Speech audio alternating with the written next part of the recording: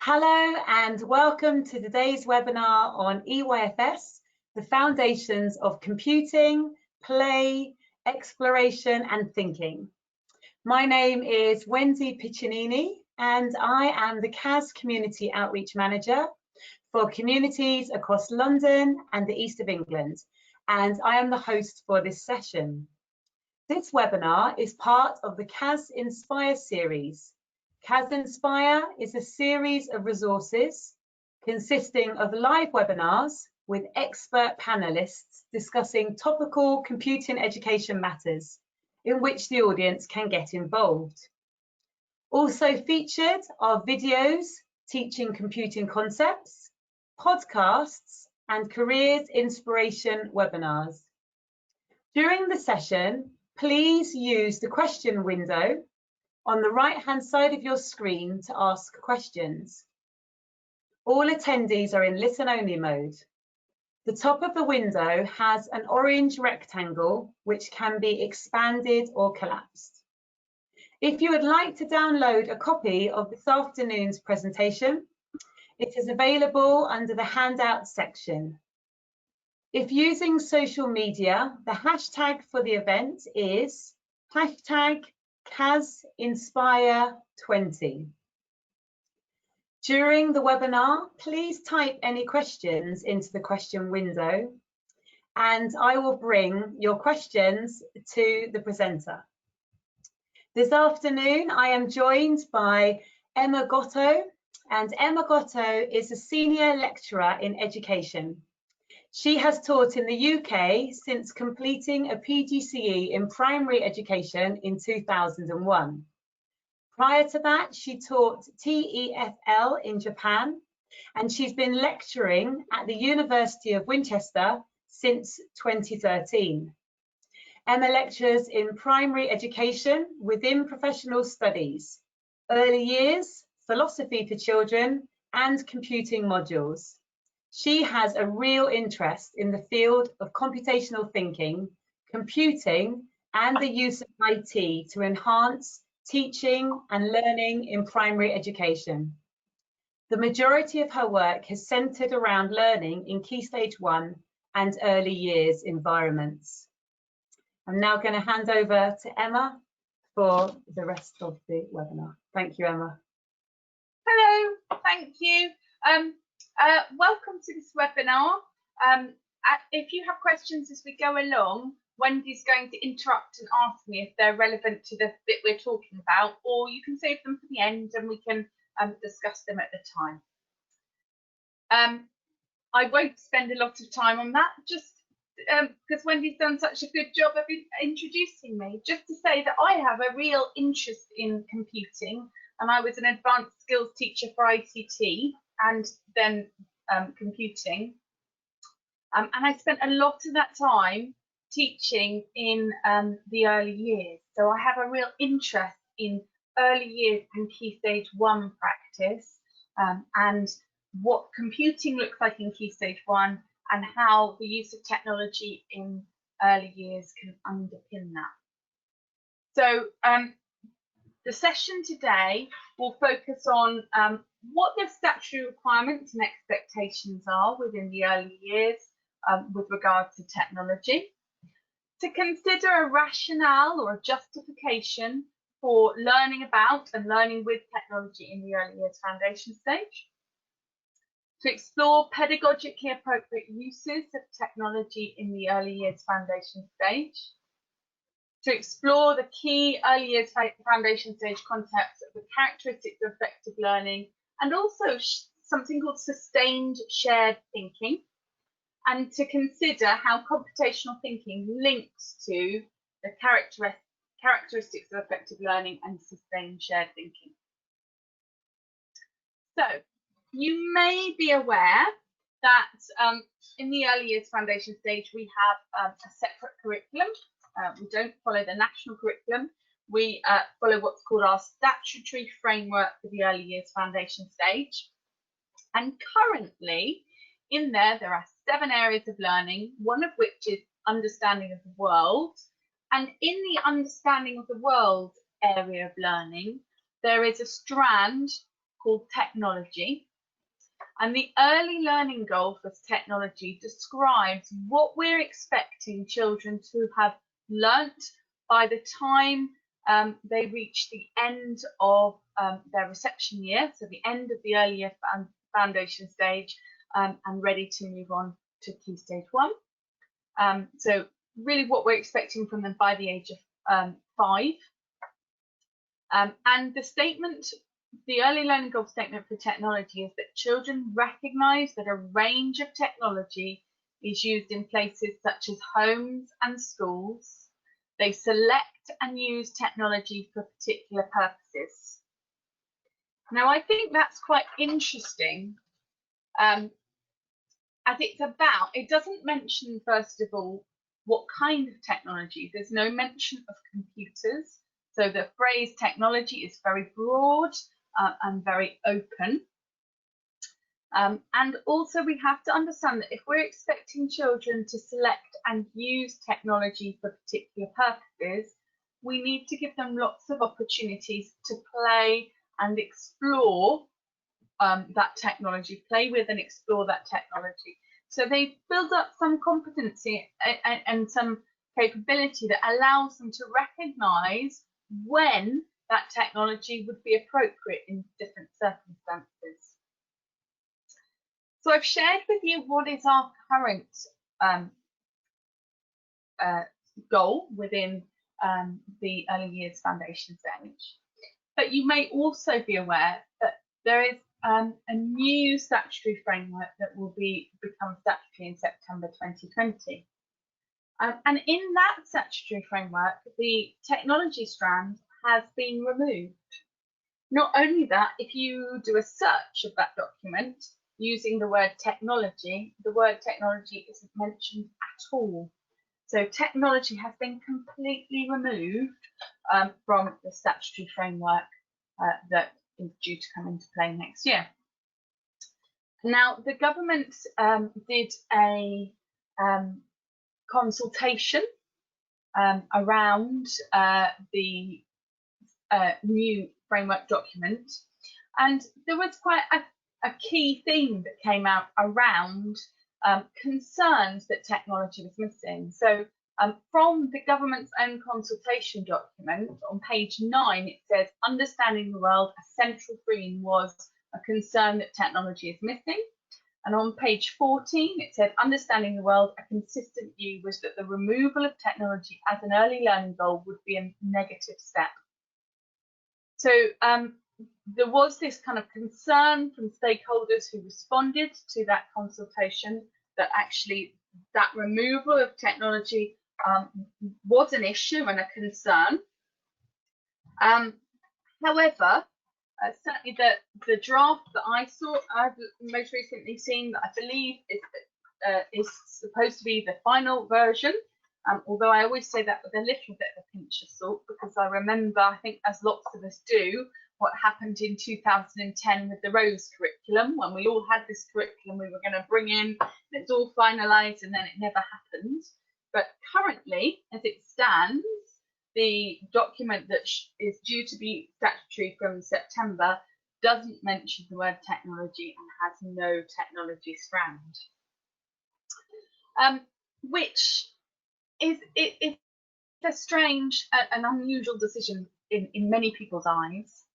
I think the thing is, though, technology has always been a bit controversial within the early years foundation stage. So these are quotes from newspaper article that talk about kind of the potential for harm when using technology with younger children. So our children are subjected to increasing commercial pressures. They begin formal education earlier than the European norm, and they spend ever more time indoors with screen-based technology rather than in outdoor activity. And the second one, young people's brains are failing to develop properly after being overexposed to the cyber world at an early age, it was claimed. Baroness Greenfield, Professor of Pharmacology at Oxford University, said a decline in physical human contact meant children struggled to formulate basic social skills and emotional reactions. So there's a kind of theme there around concerns about children, the commercialisation of childhood, and perhaps the isolating nature of the screen, children being plugged in to computer screens, tablet screens, phone screens for far too long, and perhaps not engaging and collaborating and communicating with others in the outside world. I don't think that's an entirely new concern. I mean, I was raised in the 1970s and 80s, and there was quite a lot of concern then about too much TV time, and often the TV in our house was used as a bit of a babysitter. But obviously, as these things become more prevalent, you know, it's very hard to get away from. And screens absolutely everywhere now, and opportunities to engage in activities via the screen constantly. On the kind of opposing side, so this is more from research and literature. So Plowman, McPape and Stevens say there is a potential for digital media to extend the possibilities of children's learning and to transform our expectations of what children at this age have the capacity to do. So I would strongly argue that that is the case, that actually there are lots of opportunities for media, for children to use different media in ways that allow them to communicate and give them a voice in a new and different way. So, for example, young children who have not yet learned to read and write couldn't previously very easily have recorded idea to share with somebody at a later date, but that's certainly possible now through things like sound recording equipment and cameras, so children can take images, take photographs and share that image or record a sound, and that's something that can then be viewed weeks, months, years later, and doesn't require any literacy skill or any English literacy skill.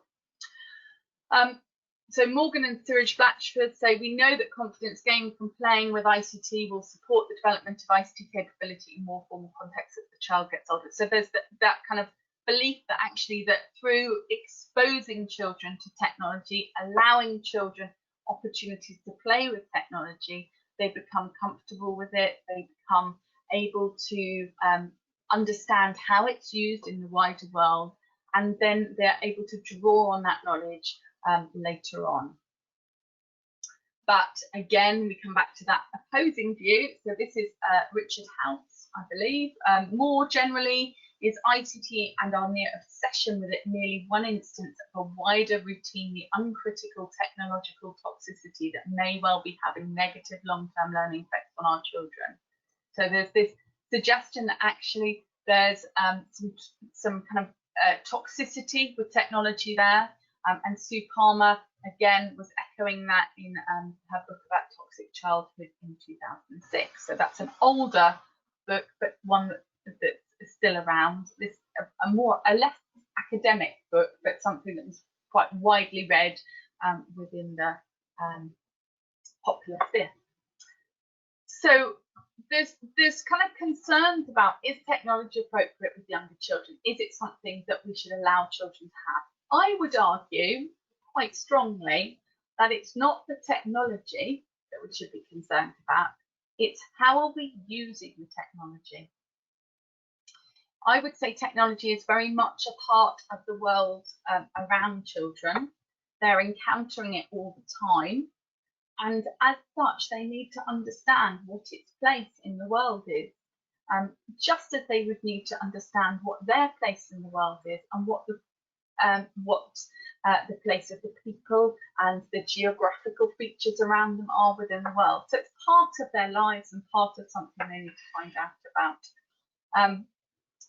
I think early years foundation stage education is about children finding out about their place and about the world around them, and therefore they should be finding out about the technology around them. I think it's important to recognise that whilst technology is not in the document that will become statutory from next year, that the statutory documents don't outline absolutely everything you need to be doing. They give a part of the school's curriculum. They give it the statutory requirements of what must be covered, but actually we cover a lot more and we use a lot more. So there's nothing to stop us using technology, learning about technology and helping children to understand about the technology that they see around them and where what its role is in their lives and in the lives of the people around them. I think there is possibly more of an argument that there is an issue around screen time. I think if we're using technology in collaborative, creative ways that encourage communication and active learning, that's a really positive thing.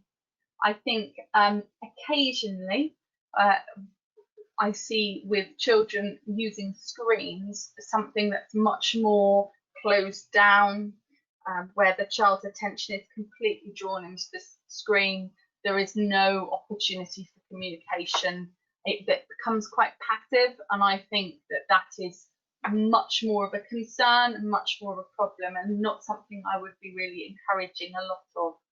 I think where practice with technology is active, it's encouraging communication, collaboration and creativity, then that's a much more positive thing and much more the sort of thing I would want my children to be doing at the ages of 4, 5 and younger. So a lot of the technology that I used within my early years practice wasn't based around screen technology. So I would use a lot of the basic communication tools. So for example, on this screen, I've got an image of some talking postcards that you can draw on with whiteboard pens. I've got an example of a set of walkie-talkies. That particular set is made by TTF. And they're interesting because, as you know, normally if you've got some walkie-talkies, they work in pairs. And if you've got a pair of children talking on 2 walkie-talkies, talking to each other, if you had other children on another set of walkie-talkies, they would be likely to interfere, and the communication between each pair wouldn't work effectively. Whereas that particular set is a set of 6, and it allows children to select the colour of the phone, the walkie-talkie they want to speak to. What I think is quite nice about using that kind of walkie-talkie, or I think these are called mobile phones, you know, easy phones, or I think they've changed their names several times actually. But basically they are a walkie-talkie, and what's quite nice about those is that children can communicate without being able to see each other. And I think when you often see young children communicating, they will communicate in large part through gesture. So they'll say, "It's there." And one of the things that we are often trying to encourage children to develop in their language in the early years foundation stage is more use of things like prepositions of place. So rather than "it's there," we would really like them to be able to say "it's behind the book on the table." And something like this, where they can't see each other, requires them to be using that kind of descriptive language a lot more. So I've also got an image of a camera on the screen. That's something I would have in my basic toolkit. It could be that you're using something like an iPad or a tablet that has multiple functions, and one of the apps within there would be a camera, and that's absolutely fine. I think what's key is that there's something that allows children to take images and collate images. I think it's really important that the equipment, if we're expecting children to be able to select and choose resources, they need to be able to access it. So think about how you're storing it. It's no good having the camera or the iPad or whatever you're using for a camera kept at the top of a teacher's cupboard with no battery, or the battery run down, needs to be kept somewhere clearly labelled where the children can access it independently, and it needs to be, you know, regularly charged up. So you need to be thinking about how are you going to manage that to make sure it's accessible to children all the time. We've also got a picture of some talking pegs, and again another simple sound recording device.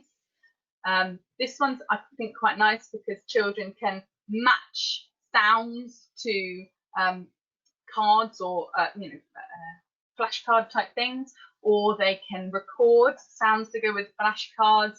They can sequence stories and again record a brief retelling.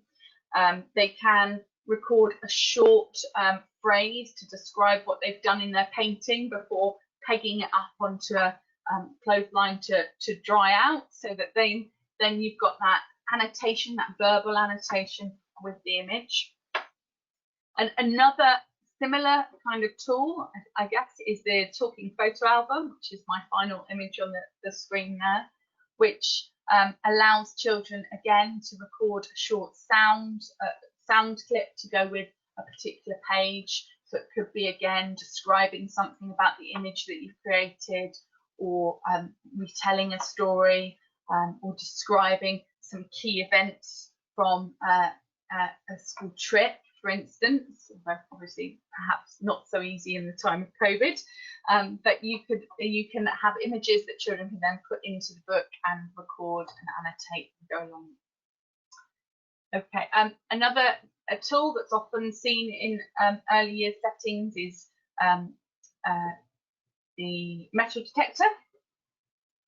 So that's a way that it's clearly not a piece of communication technology, but it's a way of them engaging with technology and exploring their sound surroundings. They can be exploring different materials, and they can do things like hiding stuff within the sand tray and identifying, finding things that have metal discs stuck to the back of them. So, for instance, flashcards with phonemes on to build particular words, etc. One of the other areas, obviously, that they can be developing some knowledge in is around the basics of programming, and that will start with that understanding that we give technology commands, which children are often very aware of before they come into school. So if I think back to my oldest child, the first numbers that he learnt were 7 and 1. And the reason he learnt those numbers first was that CBeebies at the time was channel 71. And one of the first times I saw him interacting with technology was when he started to realise that the little black box on the coffee table, the remote control, had something to do with inviting those lovely people into the television. So he was able to switch the TV on. So he started to learn that actually you had to do things in a certain sequence. And it took a while for him to build up from just pushing the TV to just pushing the button on the controller to actually realising you needed to push that red button, and then you needed to push the 7 and the 1 and then wait, and the CBeebies came on. But he got there quite quickly. You know, he was probably 2 or 3, possibly just 3, when he was able to do that. I suspect actually 2. His younger sibling didn't really learn much about that at all because he had an older brother to do all that kind of stuff for him. But he was able at a very young age to pick up the mouse. I had no idea he could do this. I just came in the room one day and he was sitting at the computer using the mouse to move a jigsaw around on the screen. We used to have a piece of software at home that I bought because I'd used it at school called Charlie Chint's Big Modelling Party, and he was happily putting together a jigsaw using the mouse. And again, that was something that was taught to him. He obviously had an older brother who was a fabulous model and used to sit at the computer and play with basic games like that, and just through watching he picked it up. So children pick up things in different ways, I guess is what I'm saying, and they come into school already with quite a lot of knowledge about how things work and about the fact that in order to make technology work, we have to give instructions, and we give those instructions in a certain order. And the order in which we give instructions is very important. And hopefully you can see how that would underpin the programming, the computer science elements within the computing curriculum. And we have various tools that we might use in the reception class to support that learning. So we have some remote control toys here, a dinosaur and the red bug, but we also have some programmable toys like Bebot, or this mouse, which I believe again is sold by TTF. I have to say I'm not sponsored by TTF. This is just the resources I had available at the university. There are lots of other devices similarly. So what I would say is it's important in your setting to have some examples of remote control technology, but also then to build on that with some programmable toys. So things like Roma are another example, the Bebots, the Bluebots, the mouse from my little video there. There are lots of others, an increasing number of the kind of floor robot programmable toys. Everything's going mad. I also wanted to talk about the fact that although I've kind of been a bit disparaging about screen technology, I think screen technology can be used in fabulous ways to encourage communication and collaboration. So, for example, this is something created by Book Creator, through Book Creator by my son when he was 4, just before starting school. His speech was quite delayed. He didn't know how to read and write at all. I wrote the word Cornwall at the top at his direction. But he had his teacher coming round to see him for a home visit, and he was able to use the Book Creator app to pair photographs with sound recordings that he could do himself. And it's a very simple app, so it allows children even sort of at 4 to be quite independent and start to combine images, sound, and when they're ready, text. The other one I've got up here is from an app called Duck Moose, which you used to have to pay for on the iPad. It's an iPad only app, I believe. I think it's now free because I think they were bought out by the Khan Academy. And what it is a very simple app that allows children to draw. They can do things with stickers and make little animations that move. But what I really like the simplicity of the fact that you can just create a drawing and you can record a sound to go with it, and it will then turn that into a video. Now you have to excuse the fact that you can hear me in the background talking to my younger child. I'm only going to play you the very beginning just to show you. This is my telescope. This is his eye. I'm going to stop that there. But you can hear, so that's my son, my oldest son, when he was in reception, when the youngest one was much younger. And I only have kept that because I didn't realise he was even doing it. I didn't know he knew what was going on. You can hear in the background I'm doing something else entirely. But he was able to start talking about things that really interested him. He was very interested in dinosaurs, had encyclopedic knowledge at the age of 4 of different dinosaurs and which were herbivores, and he was able to develop his picture and record sound and descriptions go along with it that I found long after the fact.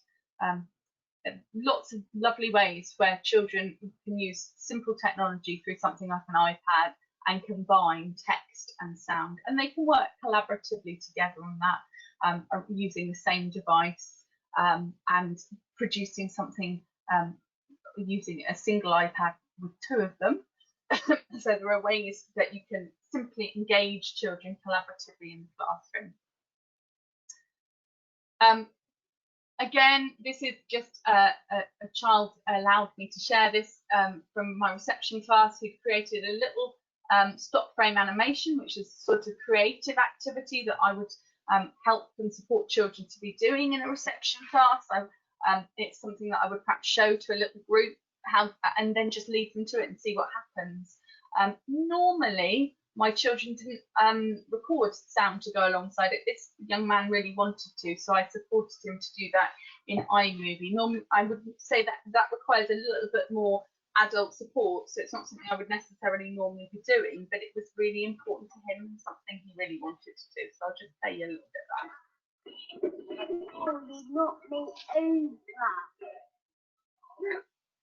So, you know, very simple plot, but he's thought about what he wants to do. He's got an idea and he's gone and done it. And I think it's, you know, absolutely fabulous for something that's been produced by a 4-year-old. And it's entirely, he initiated that activity. He'd been shown by me weeks and weeks before how to do some basic stop frame animation. And it's not particularly sophisticated. He's moving his camera around, you know, it's not kept completely still. Some of the movements are quite big, but he's got the basics, he's got the understanding, and he had purpose and intention, and was able to select technology to use that. My picture of the whiteboard there is just to remind you that actually we have some amazing multimedia technology in most classrooms that children are able to use. So as an example, I used to have Promethean active boards in my school, and so we had Active Inspire in the classroom, and I had a microphone connected to every computer around the school and every whiteboard around the school. And one of the first things I taught my reception children how to do was to record a sound clip very easily into Active Inspire. So as they went through the day, if they've done something special, they've done some learning. If I was working perhaps with a little group and they wanted to tell me and the rest of the class about it, they would go and record onto a flip chart page. I've learned that frogs have 2 legs, or whatever it is that they I don't know, perhaps they have 4 legs. I don't know much about frogs, but you know, whatever they've learned, they record it.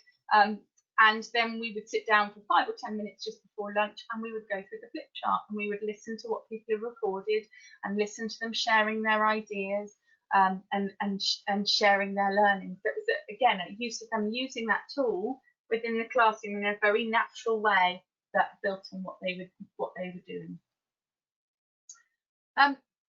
So I wanted then to bring you back to this idea of computational thinking, and hopefully you are aware that within the purpose of study of the national curriculum, it talks about a high quality computing education equips pupils to use computational thinking and creativity to understand and change the world, which I always think sounds really quite massive and quite an undertaking.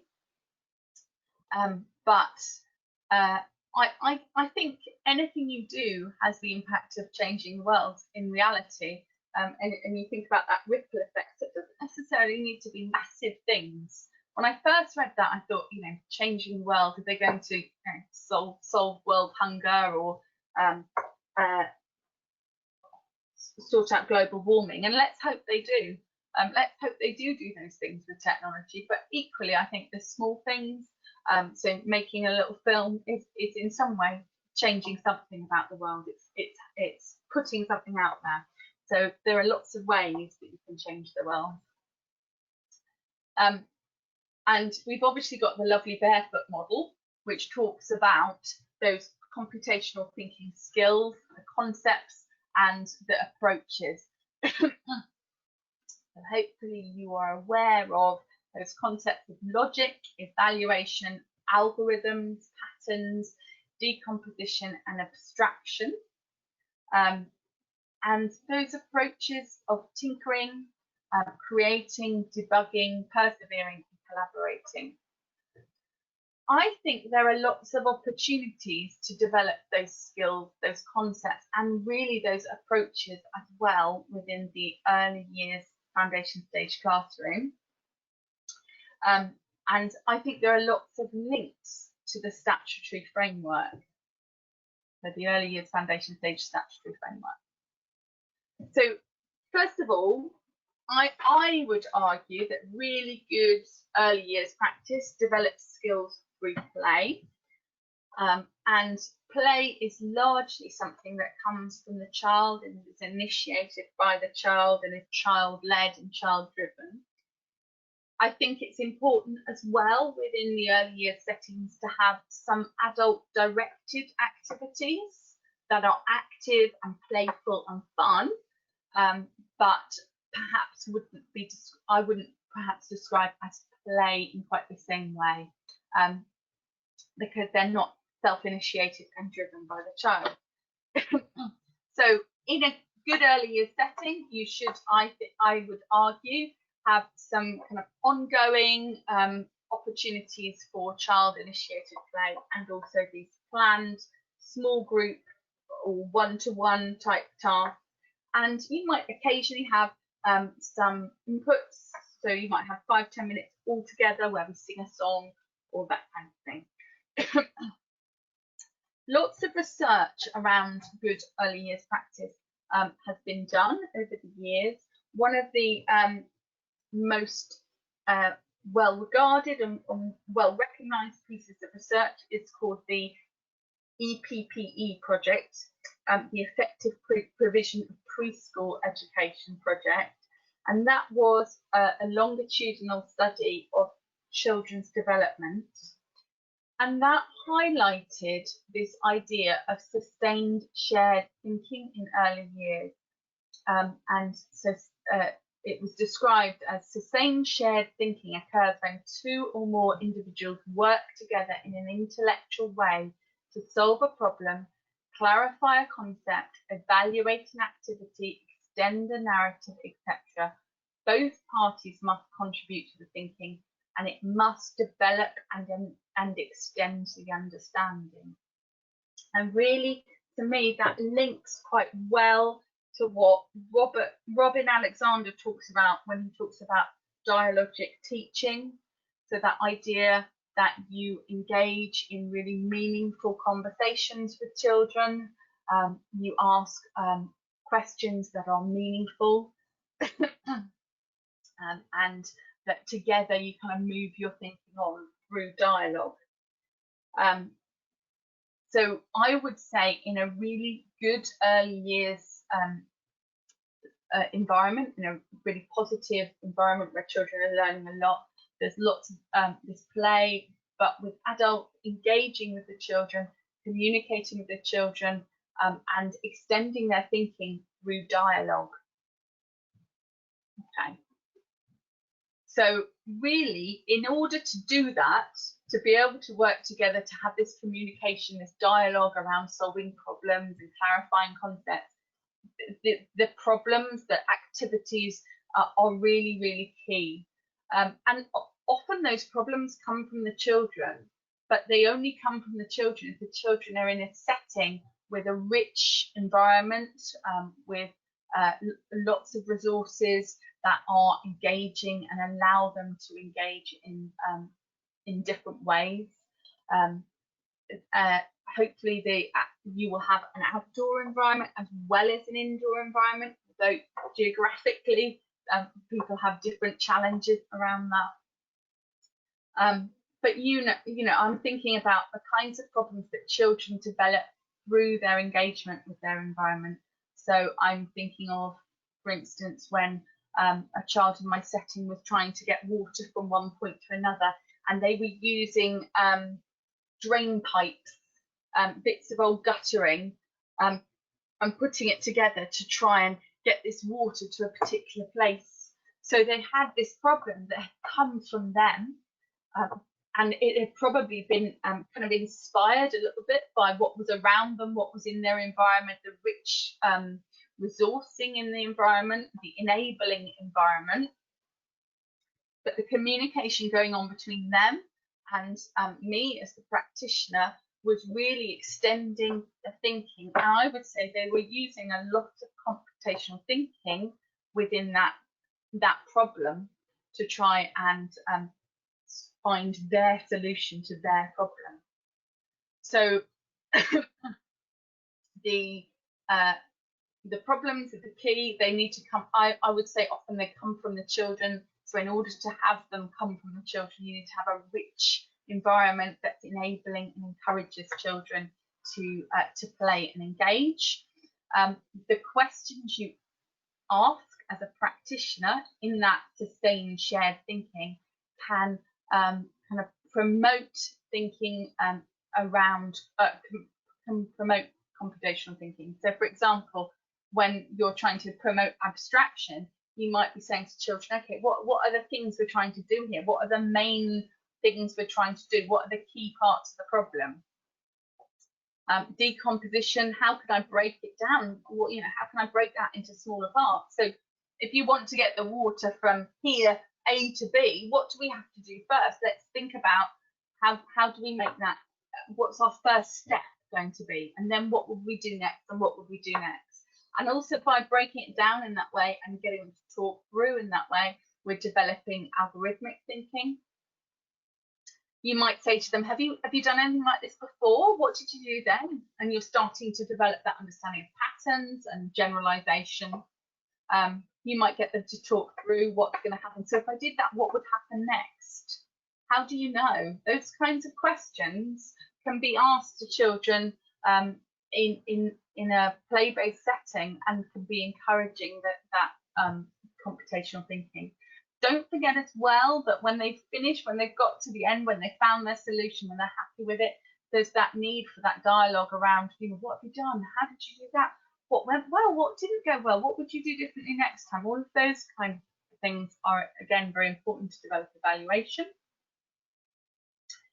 So in addition to this idea of sustained shared thinking, within the statutory framework, there is discussion around the characteristics of effective learning, which is about not what children learn, but how they learn. And I think that makes it quite unusual as a framework, as a curriculum type document.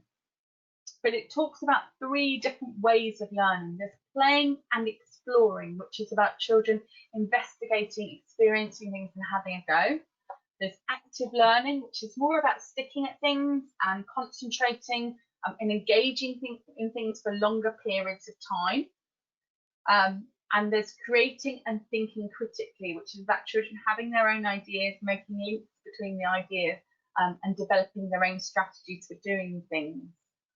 Hopefully you can start to see that there is quite a connection there between what we're talking about in the early years in terms of how we're hoping children will learn these characteristics of effective learning, and the computational thinking skills, particularly the computational thinking approaches. So I would argue that playing and exploring, which is about getting stuck in, having a go, trying things out, is very much related to tinkering, but also debugging. So when you're getting stuck in, things aren't going to go quite right, you're going to have opportunities to try things out in different ways and work out why it's not working. Active learning, okay, which, as I said, was about sticking at things and keeping going. So things like doing a jigsaw puzzle would require active learning. That links very strongly, in my view, to persevering, and that idea of learning how to stick at things, and that when things don't go well the first time, we stick at them and we'll get there in the end. And again, that links to debugging. And creating and thinking critically is about finding those links between things, finding different ways of doing things, finding your own way, deciding on the approach that you're going to take. And that links very strongly to algorithmic thinking, but also to patterns and evaluative thinking.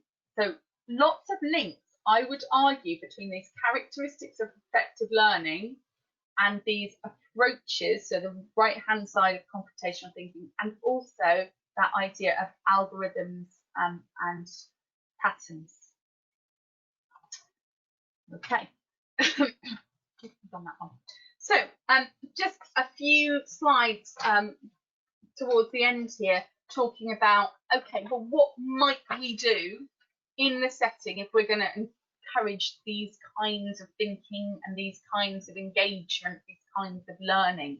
So if we were going to encourage playing and exploring, tinkering and debugging in an early years setting, I would have lots of opportunities for children to engage with different objects, natural objects, man-made objects, technology, but equally a whole range of resources, and give them opportunities to take things apart, to build with different materials.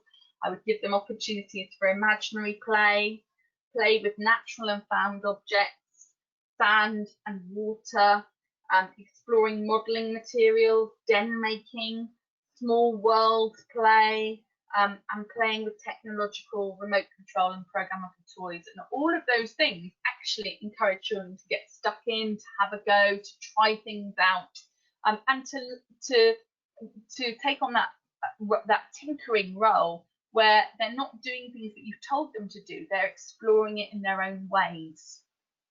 So you want things that are open-ended, encourage that sensory engagement, getting stuck in and trying things out,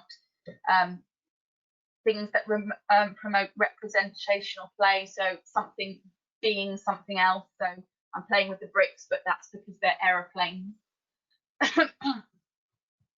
I think it's important for the practitioner as well to sort of model trial and error, and having a go with things and saying, oh, my tower fell down, what could I do differently, let's have a go, and almost engaging in that dialogue that you might be having with yourself, but doing it out loud so the children can hear you modelling. I think it's important to have a can-do attitude and have an environment in which you see things as being possible. Active learning, I think, is important to provide lots of time to engage in different activities and to kind of engage in focused activities. I think it's really important to use the word yet, and that kind of idea of resilience from Carol Dweck, you know, that idea that actually we haven't done it yet, but what could we do differently? We want to celebrate perseverance, and the sorts of games and activities that I would expect you to, and resources I would expect to see in the early years setting that would encourage this kind of thinking would be things like pegboards, beads, mark making materials, so crayons, pens, bits of paper, turn taking games, cutting and sticking, books, music, jigsaws, pegboards, those kinds of things. And then creating and thinking critically is about encouraging children to have a go in their own ways and make their own suggestions about how to do things. Perhaps you as a practitioner highlight, or the practitioner within the classroom highlighting the links between things, and oh, that's quite similar to this, isn't it? Yeah. Encouraging children to talk about what they think is going to happen and how things happened and why things happened, getting them to talk through what their plan was and how they did things and why they did things, encouraging them to review things and encouraging them to make changes to things as appropriate. So if something didn't work, then that's fine. You know, if you think you can do it better, let's do it in a different way, if we can find a different solution to that particular problem. And I would have lots of opportunities for things like pattern creation, you know, stamps, mark making materials, art-based activities, junk modelling, so lots of old cardboard boxes and tubes and tape and all of those kinds of things, puppets, puppet play, role play, and sorting activities, so children can start to see links between different items and sort them in different ways. So that's been a little bit of a whistle-stop tour around the early years foundation stage. Before you have a chance to ask me some questions, I did want to highlight some possible sources that might be of interest to you. There is an article there on Miles Berry's blog, I think, or website that we wrote a few years ago for Switched On, which was at the time, I think, the CAST newsletter. So that's still available. And there's an interview I did with CAF TV a few years ago. Also, Susan Edwards has done some work around concepts of play and digital play that you might be interested in reading about. And then really I wanted to give you some time to ask some questions. Wendy, did we have any questions on the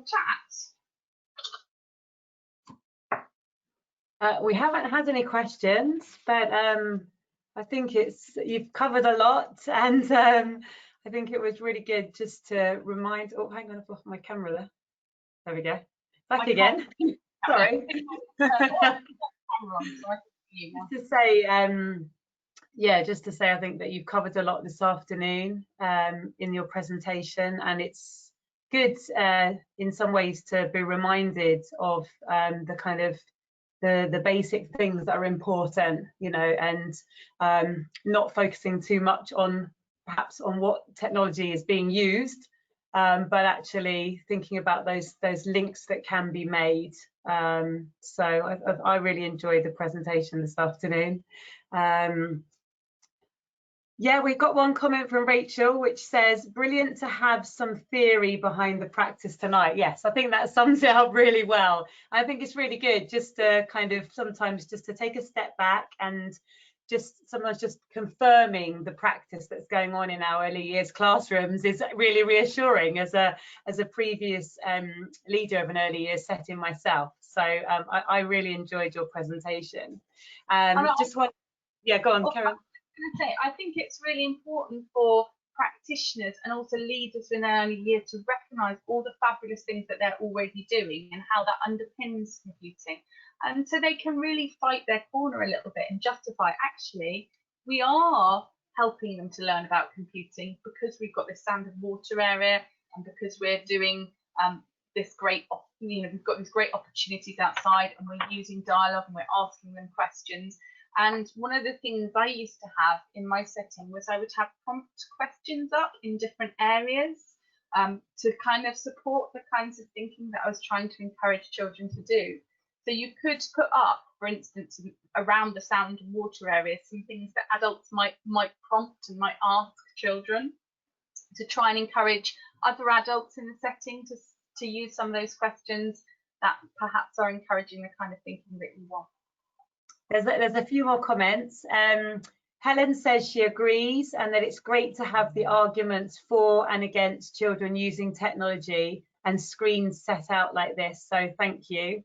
And Julia says that she has to go, but thank you so much for a fascinating and inspiring session that reinforces so many of the important things that are part of EYFS. And there is one question. I just scroll back up, that's just come in, hang on, bear with me. Rachel asks, is there one particular book that you'd recommend for early years teachers to have a look at that is linked to what you've been talking about this evening? Do you mean about a book about practice or a book to share with children? I think she's asking about the praxis, the theory side. She might clarify that in the chat if that's not correct, but that's what I'm assuming from that. No, okay, practice. Thanks, Rachel. So a book about what practice you're doing. So I think you know, have a look at the article that Miles and I wrote, and that might be one way in. There's Burrs, I can't remember, somebody Burrs. I could probably do a little search now, but that will probably come up on my screen. Let me just search on my iPad. There's lots of work in America at the moment going on around things like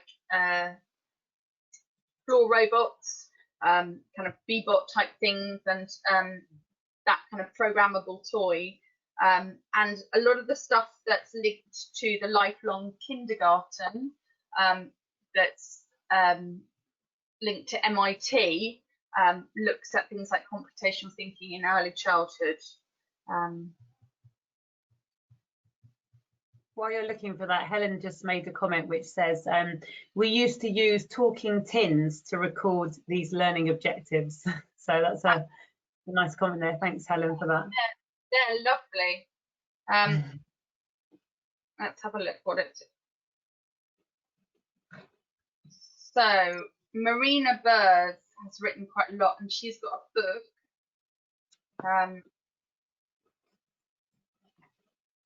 Coding as a Playground, Programming and Computational Thinking. It's quite an interesting book. It's not necessarily covering everything I covered today, but it links quite strongly, I think, to some of those ideas, and it talks about kind of computational thinking and developing that in early childhood. So Coding as a Playground, Programming and Computational Thinking by Marina Burrs is an interesting book.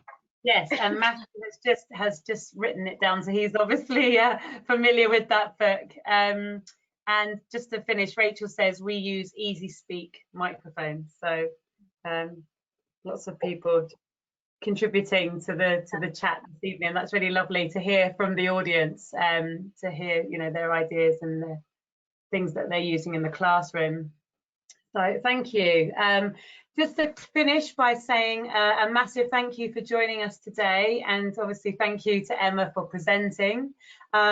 We would love to hear your personal highlights during the webinar, but also on social media and the CAS website. At the end of this webinar, a short survey will appear on the screen, and we'd be grateful if you'd take a minute to complete the survey. Over the next fortnight, I'm delighted to remind people that our autumn event is taking place. Please go to the events page of the CAS website and check out the exciting list of presenters. We are thrilled to have Maggie Philbin, who was a presenter at Tomorrow's World.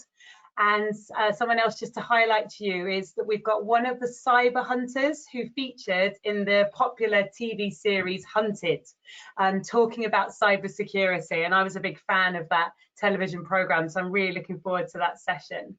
Don't worry if you're worried that you're missing out on the CAS Inspire, because CAS Inspire returns at the start of December with 2 final sessions, and those are looking at primary computing, with history and with geography. So please join us for both of these.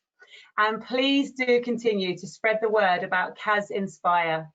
Thank you so much for joining, and we hope to see you next time. Goodbye. Thank you. Bye.